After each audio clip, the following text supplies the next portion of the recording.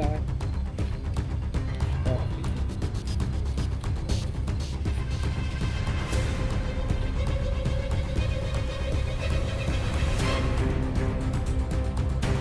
গতকালকে আমাদের কাছে একটা সিক্রেট ইনফরমেশন ছিল যে NL04D7345 এরকম একটা কন্টেনার 6 হুইলার, এই কন্টেনারে কিছু ক্যানাবিস লোডেড আছে। অ্যাকর্ডিংলি রাত প্রায় 1টা নাগাদ এই গাড়িকে আমরা ইন্টারসেপ্ট করি, বেদবাগান নাগাদ ইন্টারসেপ্ট করার পরে গাড়িটা চেক করা হয়। এটার মধ্যে একটা হিডেন চেম্বার আমরা দেখতে পেরেছি। তো ওই চেম্বার যখন আমরা ইয়ে করি, ব্যাক ওপেন করি, আমরা বুঝতে পারছি যে এখানটার মধ্যে ক্যানাবিস লোডেড থাকে।